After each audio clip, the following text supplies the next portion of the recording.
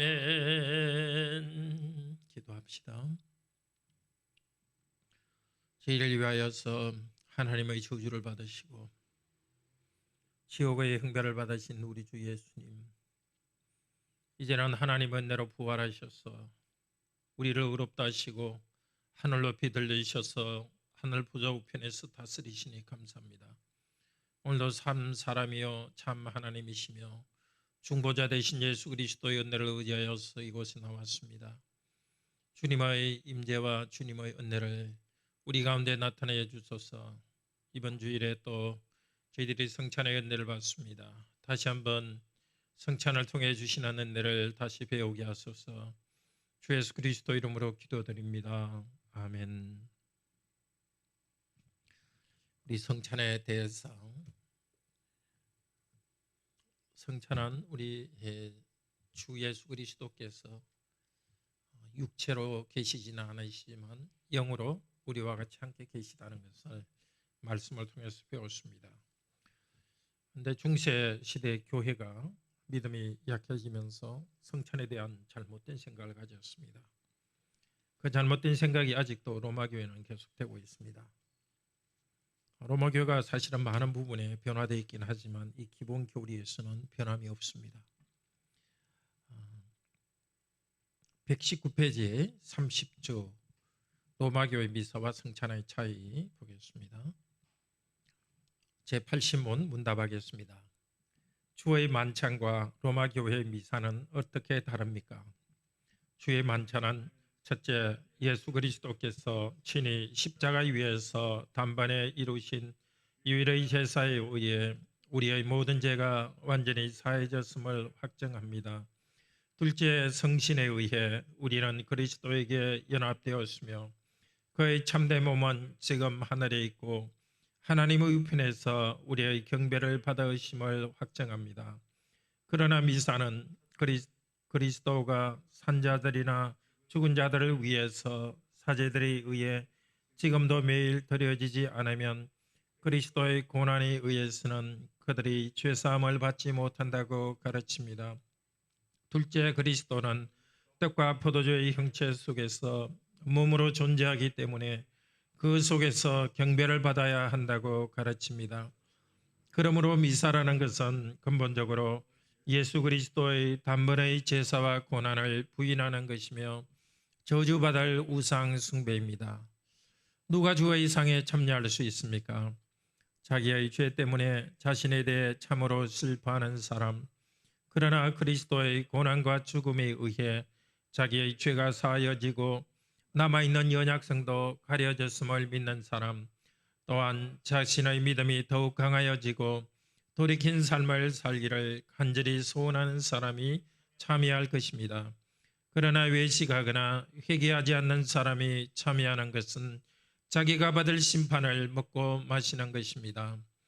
자신의 고백과 생활에서 믿지 않음과 경건치 않음을 드러내는 자에게도 이 성찬이 허용됩니까? 아닙니다. 그렇게 되면 하나님의 언약이 더럽혀져서 하나님의 진노가 모든 회중에게 내릴 것입니다. 그러므로 그리스도와 그의 사도들의 명령에 따라 그리스도의 교회는 천국의 열쇠를 사용하여 그러한 자들이 생활을 돌이킬 때까지 성찬에서 제외시킬 의무가 있습니다. 아멘. 자,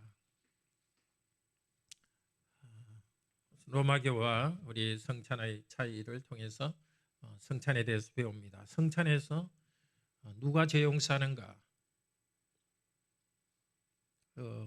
다른 말로 해서 죄 용서하기 위해서 그리스도께서 한 번의 제사로서 충분한가? 십자가의 제사로서. 두 번째는 주님을 어떻게 경배하는가? 그 주제를 오늘 보겠습니다.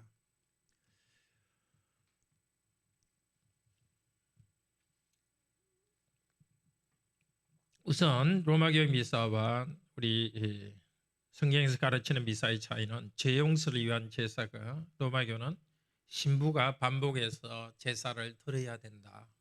성찬 때마다 드려야 된다 주장하지만, 그러나 성경에서 말하는 것은 주님께서 십자가에서 한 번의 제사에 의해서 영원한 제사를 드렸습니다. 원래 로마교회 미사는 끝나서 보낸다는 뜻입니다. 여기서 미션이라는 단어가 왔습니다. 이제 끝내서 보내는, 끝난 다음에 이제 가십시오, 그렇게 말하기 때문에 로마교의 그 예배를 미사라고 그렇게 합니다. 자, 미사는 우리 요리문답에 나와 있지만은 첫째 그리스도가 사제들은 누구죠? 즉 제사장이죠. 사제들에 의해 매일 제사 드려지지 않으면 제사함을 받지 못한다, 이렇게 잘못 가르칩니다. 사제가 떡과 포도주를 축복하면은 예수님의 실제 살과 피로 바뀐다고 생각합니다. 동기는 좋습니다. 무식한 그리스도인들에게 복잡하게 말하기 그러니까 그냥 이 살과 피로 바뀐다, 빵과 포도주가 설명했습니다.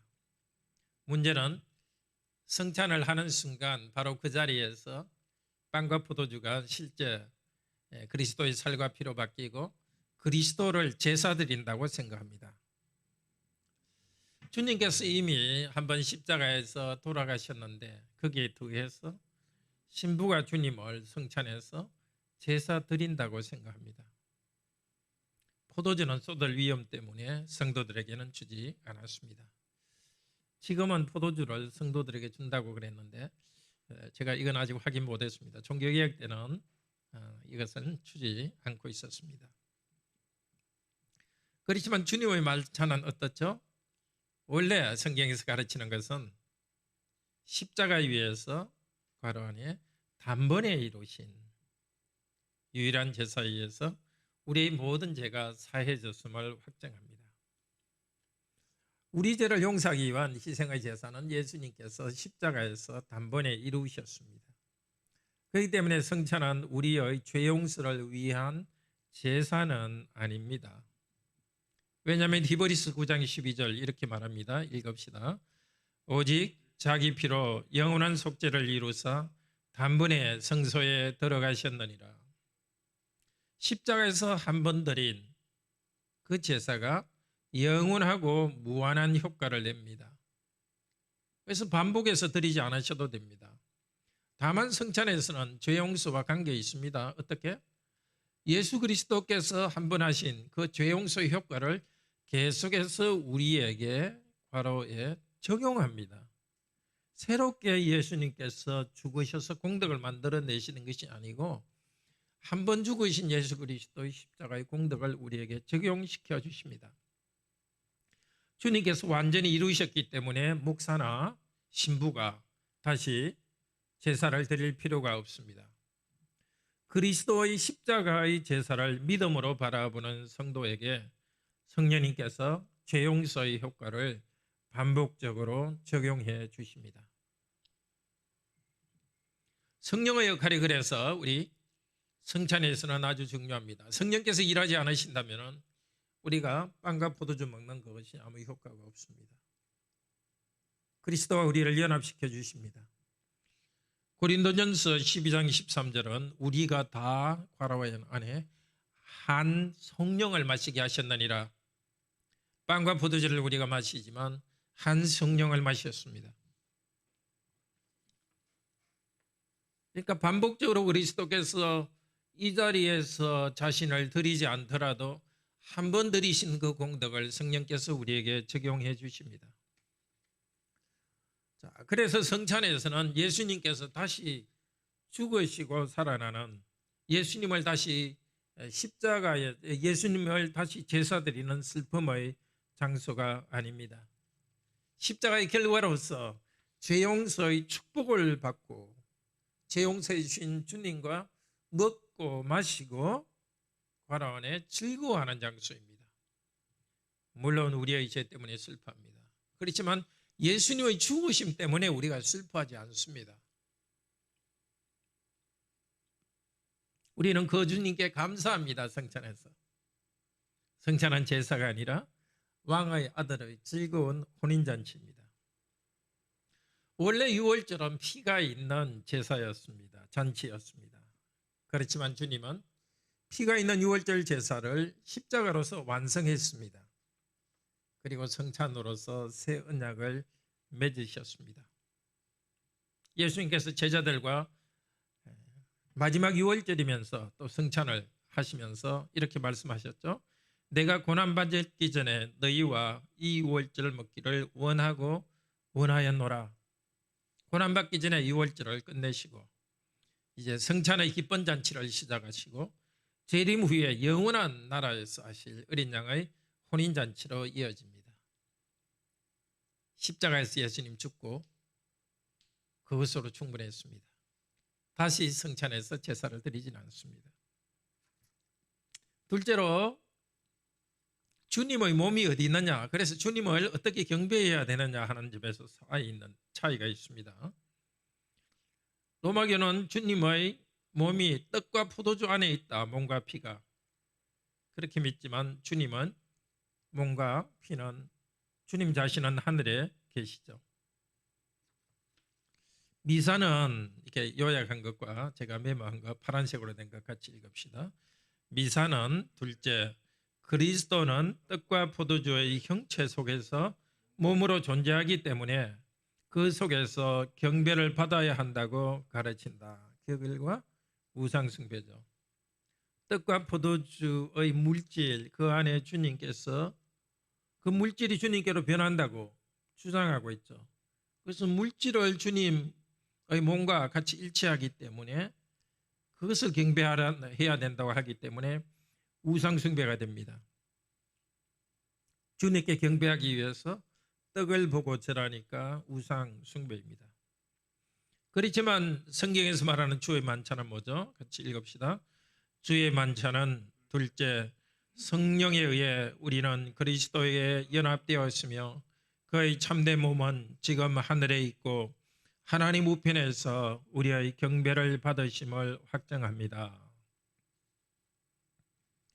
자, 주님은 부활했기 때문에 몸은 괄호에서 몸은 하늘에서, 두 번째 괄호, 하늘에서 하나님 우편에 앉아 계십니다. 예수님께서 몸이 부활하여서 몸을 가지고 하늘로 가셨습니다. 그 몸이 땅에 오지는 않습니다. 하늘에 계시지만 그러나 연합됩니다. 어떻게? 그리스도의 몸에 성령님을 통해서 우리는 연합되었습니다. 그리고 어떻게 경배합니까? 괄호원의 성령님을 통해서 하늘에 계신 그리스도께 경배합니다. 그러니까 우리 영으로 하나님께 경배하는 거죠. 요한복음 4장 25절 읽읍시다. 하나님은 영이시니 예배하는 자가 신령 즉 성령과 진정으로 예배할지니라. 하나님 말씀과 이 성찬의 빵과 포도주와 함께 우리의 영혼으로 성령님을 통하여서 하늘에 계신 예수 그리스도께 경배합니다.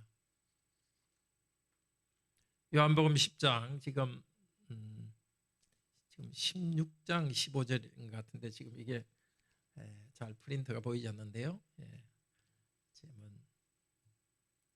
진리의 성령이 오시면 그가 너희를 모든 진리 가운데로 인도하시리니 그가 내 영광을 나타내시리니. 성령께서 오셔서 진리를 나타내시고 영광 진리 가운데로 인도하시고 예수 그리스도의 영광을 나타내십니다. 그러니까 그리스도의 몸은 하늘에 계시지만 그리스도의 영 성령님은 우리와 함께 계십니다. 성령님께서 십자가의 죄 용서의 은혜를 성찬에서 우리에게 주십니다. 성령께서 그리스도의 영광을 우리에게 나타내고 우리를 그리스도와 연합하게 하십니다. 우리는 성령님을 의지하여서 하늘에 계신 그리스도를 경배합니다. 오늘도 성찬에서 우리는 성령님을 의지합니다. 그리스도께서 주신 죄 용서의 은혜를 받습니다. 주님께서는 우리를 사랑하셔서 너는 내 살 중의 살이요 뼈 중의 뼈라고 말씀하십니다. 그러니까 우리는 그리스도를 즐거워하도록 합시다. 성령께서 그리스도로부터 주시는 의와 평화와 기쁨의 새 생명을 즐기도록 합시다. 성찬에 누가 참여할 수 있는가? 우리는 어린 양의 혼인잔치를 기대하며 참여합니다. 지금 성찬은 우리가 영적으로 먹고 마십니다. 그리스도께서는 성령님으로 함께 하시고 그분의 능력으로 우리와 함께 하십니다. 그러시면 주님께서 재림하시면 우리는 육신의 눈으로 또 몸을 가진 그리스도를 보면서 어린 양의 혼인잔치에 참여할 것을 소망합니다. 그때 어린 양의 혼인잔치에 예복을 입지 않는 사람은 쫓겨납니다. 그 옷은 바로 어린 양의 피에 씻어 희게 된 사람이 입습니다. 지금 이 땅에서도 괄호 안에 죄 용서를 확신하지 않은 사람은 성찬에 참여할 수 없습니다. 성찬에 참여하는 자의 세 가지 조건. 첫째, 자신의 죄 때문에 자기에 대해서 슬퍼하는 사람. 죄를 지은 나의 행동뿐만이 아니라 나 자신의 본성이 죄악되다는 것을 우리는 압니다. 정말 성령님을 의지하지만은 아직도 그 죄악된 성향이 있다는 것을 알고서 슬퍼하고 죄를 미워하면서 참여합니다. 나는 죄의 문제가 해결됐다 이렇게 해서 성찬에 오는 것은 참 교만합니다. 나는 나 자신으로 볼 때는 성찬에 참여할 수 없는, 자격이 없는 죄인이다. 이 생각을 가지고 성찬에 오는 것이 정상입니다. 그러나 2번 같이 읽읍시다. 그리스도의 고난과 죽음에 의해 자기의 죄가 사하여지고 남아있는 연약성도 가려졌음을 믿는 사람. 우리는 성찬을 준비하고 성찬의 자리에서 다시 죄 용서하시는 주님을 믿고서 나옵니다.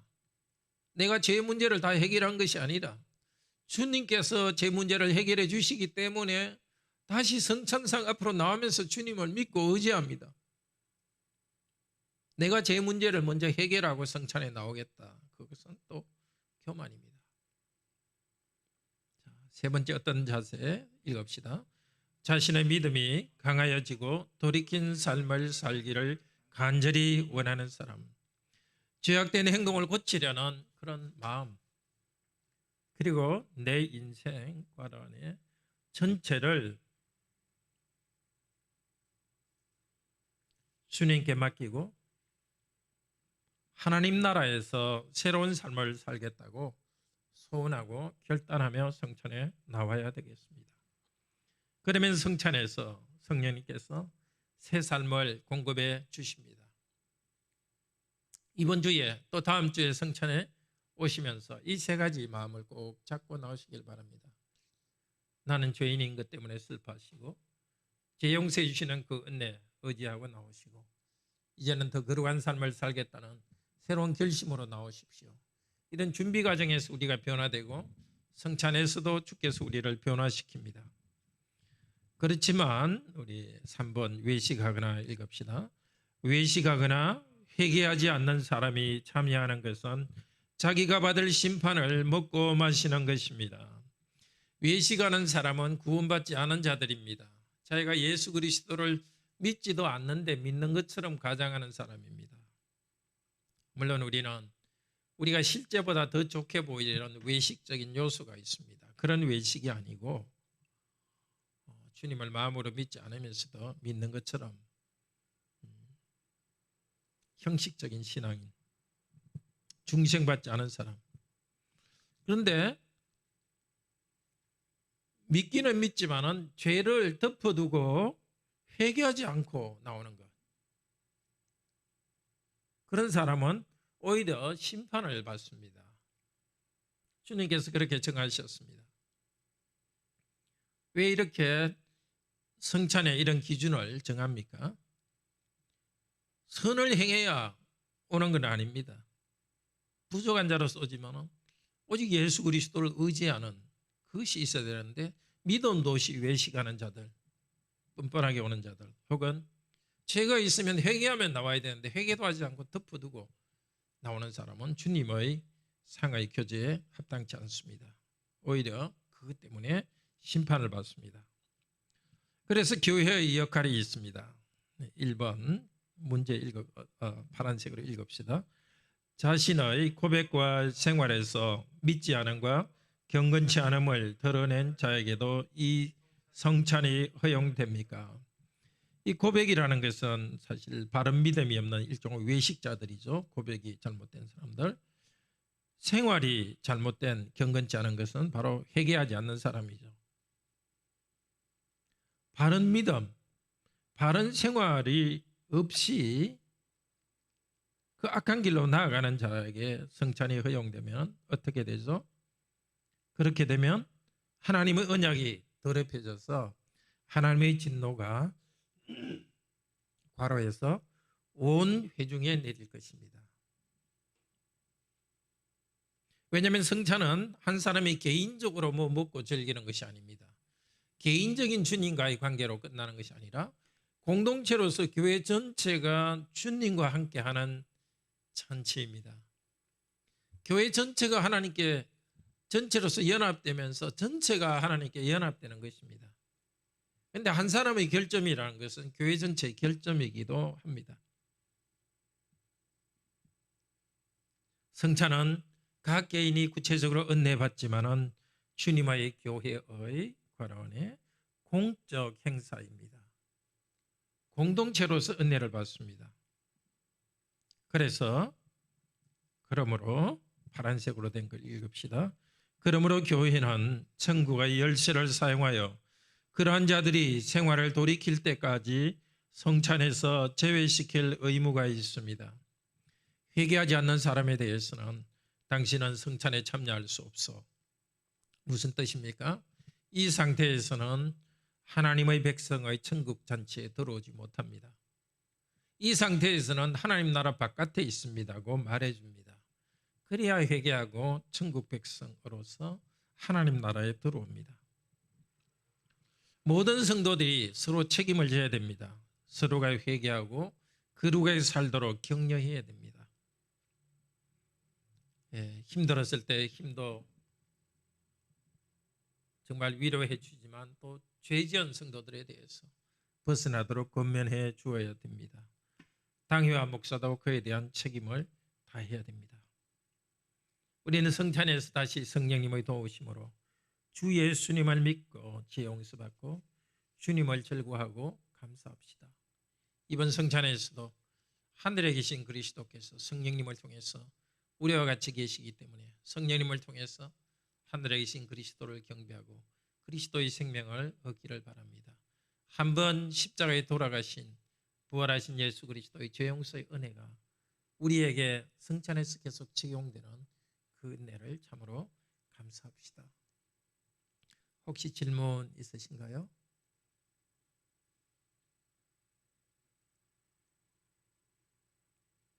하나님께 기도드립시다.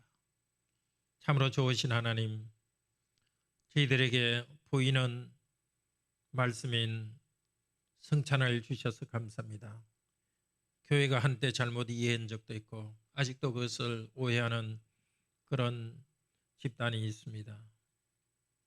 성찬은 우리 주 예수 그리스도의 몸과 피를 다시 제사 드리는 것이 아니고 오히려 십자가에서 이루신 단번의 제사를 그 공덕을 성령께서 우리에게 적용시키는 순간입니다. 그래서 죄 용서를 합니다. 그리스도께서는 떡과 잔 속에 몸이 계신 것이 아니라 그리스도의 몸은 하늘에 계시지만은 성령님을 통하여서 우리와 함께 계시고 성령께서 우리를 그리스도와 연합시켜 주시니 감사합니다. 이 성찬의 연례 받기 위하여서 이번 주도 자신의 죄를 슬퍼하면서 그러나 너무나 크고 크신 예수 그리스도의 보혈의 공로 의지하고 더 거룩한 삶을 살기를 간절히 열망하며 오게 하소서. 우리 개인 그리고 우리 교회 공동체 전체가 주님을 향하여서 나오는 복음의 은혜 안으로 나오는 그 순간 되게 인도하여 주소서. 살아계신 우리 주 예수 그리스도의 이름으로 기도드립니다. 아멘.